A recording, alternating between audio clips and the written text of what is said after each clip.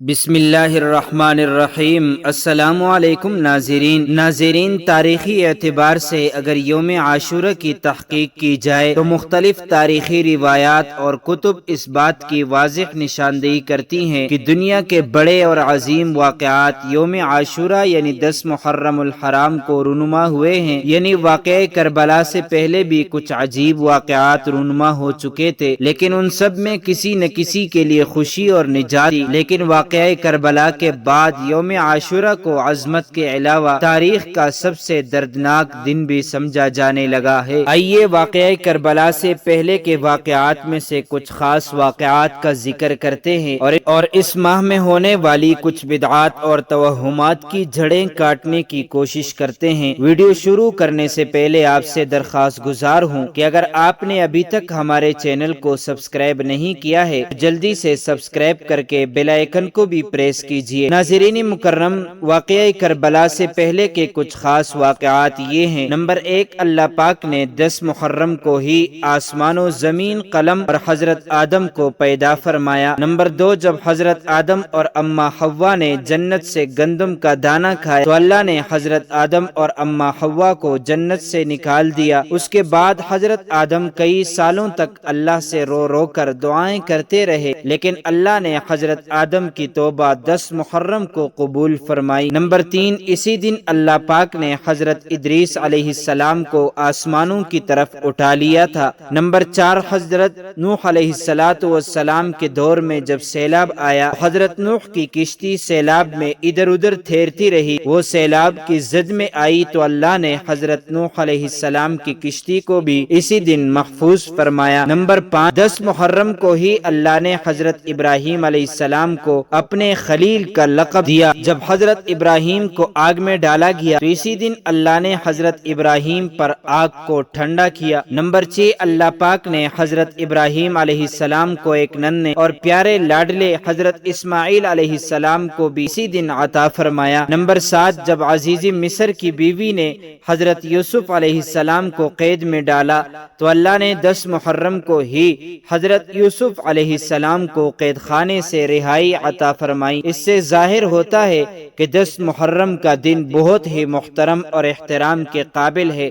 Number 8، اسی دن اللہ پاک نے حضرت یعقوب علیہ السلام کے بیٹے حضرت یوسف علیہ السلام کو دوبارہ ملایا۔ نمبر 9، جب فرعون نے حضرت موسیٰ علیہ السلام اور حضرت موسیٰ علیہ السلام کے پیروکاروں کو جان سے مارنے کے لیے ان کا پیچھا کیا تو یہی وہ دن تھا جب اللہ نے حضرت موسیٰ علیہ السلام کو فرعون کے ظلم و ستم سے رہائی فرمائی۔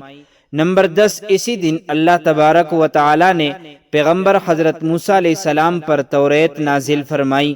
نمبر 11، محرم کی 10 تاریخ کے دن ہی اللہ پاک نے حضرت سلیمان علیہ السلام کو دوبارہ سے بادشاہت نصیب فرمائی۔ اسی دن اللہ پاک نے حضرت ایوب علیہ السلام کو سخت بیماری سے شفا عطا فرمائی۔ یہی وہ دن تھا کہ جس دن حضرت یونس علیہ السلام کو 40 دن مچھلی کے پیٹ میں رکھنے کے بعد باہر نکالا گیا۔ اسی روز اللہ نے حضرت یونس علیہ السلام کی قوم کی توبہ بھی قبول فرمائی اور اس قوم سے عذاب کو دور فرمایا۔ اسی دن اللہ کے نبی حضرت موسیٰ علیہ السلام کی ولادت ہوئی۔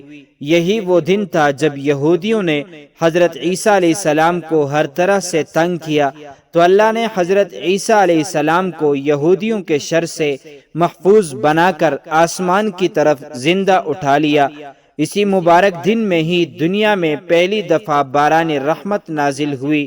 خانہ کعبہ پر اسی دن نیا غلاف چڑھایا جاتا تھا۔ اسی دن حضرت محمد صلی اللہ علیہ وسلم نے اپنی بیٹی حضرت فاطمہ کا نکاح مولا علی شیر خدا سے کیا۔ اسی دن بدبخت یزیدی فوج نے حضرت سیدنا مولا حسین کو میدان کربلا میں شہید کیا۔ محرم کی 10 تاریخ کو ہی قیامت قائم ہوگی۔ ناظرین مکرم، بے شک واقعہ کربلا پیغام ہے، یہ صرف رونے کا نام نہیں ہے۔ بے شک حسین کے لیے رونا بھی سنت ہے۔ حضرت ام سلمہ سے حضور اکرم نے فرمایا کہ ام سلمہ آج ایک فرشتہ ملنے آ رہا ہے، بہت ہی خاص، کسی کو اندر نہیں آنے دینا۔ حضرت ام سلمہ پہرے پر کھڑی ہو گئی تھوڑی دیر میں حسین آ گئے۔ چھوٹے بچے معصوم ابھی اندر جانے لگے، انہوں نے روک لیا تو وہ رونے لگے، وہ روئے تو انہوں نے چھوڑ دیا۔ تھوڑی دیر میں اندر سے میرے نبی کے زور زور سے رونے کی آواز آئی۔ ام سلمہ کہتی ہیں کہ میں وہاں نہ رہ سکی، باغ کے اندر گئی تو میں نے دیکھا کہ رسول اللہ صلی اللہ علیہ وسلم حضرت حسین کو سینے سے چمٹایا ہوا ہے اور سسک سسک کے رو رہے تھے۔ آپ کے آنسو آپ کے رخسار اور داڑھی مبارک کو تر کر رہے تھے۔ رسول اللہ صلی اللہ علیہ وسلم نے خاص اپنے باہوں میں انہیں دبایا ہوا تھا۔ تو حضرت ام سلمہ کہتی ہیں میں نے عرض کیا میرے ماں باپ قربان یا رسول اللہ کیا ہوا ہے، آپ ایسے تڑپ کے کیوں رو رہے ہیں؟ آپ نے روتی کپ کپاتی آواز میں کہا، بہتے آنسوں کے ساتھ کپ کپاتے بدن کے ساتھ فرمایا، ام سلمہ یہ فرشتہ جو مجھے ملنے آیا تھا یہ میرے بچے کو دیکھ کر کہہ رہا ہے کہ آپ کی امت اس بچے کو قتل کرے گی اور جہاں اس کا خون گرے گا اس کی وہ مٹی بھی مجھے دکھائی ہے، میں اس لیے اس پر رو رہا ہوں۔ اللہ اکبر، ابھی تو شہادت ہوئی بھی نہ تھی کہ ہمارے پیارے آقا سرور کائنات صلی اللہ علیہ وسلم نے اتنے آنسو بہا دیے۔ کربلا کا واقعہ ایسا ہے کہ کوئی نہ بھی چاہے تو پھر بھی اس کی آنکھیں آنسو بہانے سے نہیں روک سکتی۔ یہ اللہ کا نظام ہے، اس نے کربلا کے واقعے کو یوں کر دیا ہے کہ جیسے ہر سال وہ آج ہی ہوا ہو، آج ہی حسین شہید ہو رہے ہوں۔ حضور اکرم صلی اللہ علیہ وسلم نے فرمایا، جو شخص عاشورہ کے دن اپنے اہل و عیال پر کھانے پینے کے سلسلے میں فراخی اور وسعت کرے گا تو اللہ پاک پورا سال اس بندے کے رزق میں اضافہ فرمائے گا۔ آئیے اب ہم ان غلط باتوں اور کاموں کی بات کرتے ہیں کہ جو محرم الحرام کے حوالے سے عوام کے اندر مشہور ہیں۔ اکثر لوگوں کا یہ کہنا ہے کہ محرم کے مہینے میں گوشت نہیں کھانا چاہیے کیونکہ اس سے گھر میں بے برکتی آتی ہے اور گھر میں نقصانات ہوتے ہیں۔ بعض لوگوں کا یہ خیال ہے کہ قربانی کا گوشت جو ہم فریج میں رکھتے ہیں وہ محرم الحرام کا مہینہ ختم ہونے سے پہلے پہلے ختم ہو جانا چاہیے۔ اگر قربانی کا گوشت محرم کے مہینے میں رہ جائے تو اس کے بے شمار نقصانات ہیں۔ پیارے دوستو، لوگوں کے یہ تمام نظریات غلط ہیں۔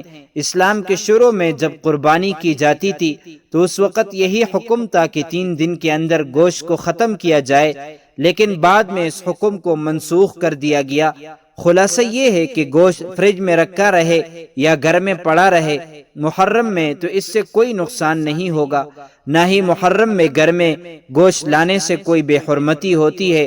اس طرح بعض لوگ یہ کہتے ہیں کہ محرم الحرام کے مہینے میں اگر ہم بستری کی جائے تو وہ بہت غلط ہے، اس سے نکاح بھی ٹوٹ سکتا ہے۔ یہ بات بالکل غلط اور بے بنیاد ہے۔ بعض لوگوں کا کہنا ہے کہ نکاح نہیں ٹوٹتا لیکن محرم میں ہم بستری کرنا ناجائز عمل ہے۔ پیارے دوستو، یہ بالکل غلط اور بے بنیاد بات ہے، کیونکہ شوہر اپنی بیوی کے ساتھ کسی بھی وقت ہم بستری کر سکتا ہے بشرطیہ کہ وہ حائضہ نہ ہو۔ بعض لوگ محرم کے مہینے میں قبروں کی لپائی کرنا ضروری سمجھتے ہیں، لیکن اصل مسئلہ یہ ہے کہ آپ کے کسی رشتہ دار کی قبر اگر خستہ حال ہے تو اس پر مٹی وغیرہ ضرور ڈالیے، اس قبر کو ٹھیک کیجیے۔ اس میں محرم کا مہینہ ہونا لازمی نہیں۔ محرم کے مہینے میں عورت اپنے آپ کو تیار کر کے بن سوار کر کے قبروں میں جاتی ہے، یہ بات تو بالکل غلط ہے۔ حضور اکرم نے فرمایا کہ ایسی عورت پر اللہ کی لعنت ہے جو بے پردہ ہو کر اپنے گھر سے باہر نکلتی ہیں یا پھر قبرستان جاتی ہیں۔ ہاں، جو عورت بہت بوڑھی ہو اس میں شریعت کچھ گنجائش دیتی ہے، اور جو عورت بوڑھی ہو جاتی ہے اس کے لیے پردہ کرنے میں بھی اسلام میں گنجائش ہے، لیکن سر عام وہ بھی بے پردہ ہو کر نہیں گھوم سکتی۔ عورت کو چاہیے کہ گھر بیٹھ کر اپنے مرنے والے عزیز و اقارب کے لیے ایصالی ثواب کرے، جبکہ مرد حضرات قبرستان جا کر ایصالی ثواب کر سکتے ہیں۔ بالکل مردوں کو ہر جمعے کے دن قبرستان جانا چاہیے۔ اس کے علاوہ اور بھی بے شمار غلط رسومات ہیں جن سے بچنا چاہیے۔ اللہ سے دعا ہے کہ وہ ہمیں نیک اعمال کرنے، غلط رسومات سے دور رہنے، حضور اکرم صلی اللہ علیہ وسلم اور ان کے اہل بیت سے سچا اور پکا عشق عطا فرمائے، آمین۔ معزز ناظرین، امید کرتا ہوں آپ کو یہ ویڈیو اچھی لگی ہوگی۔ مزید معلومات کے لیے ہمارے چینل کو سبسکرائب کیجیے۔ اگر زندگی کے لمحات مزید باقی رہے تو آپ کے لیے ایک اور بہترین ویڈیو لے کر حاضر ہوں گا۔ تب تک کے لیے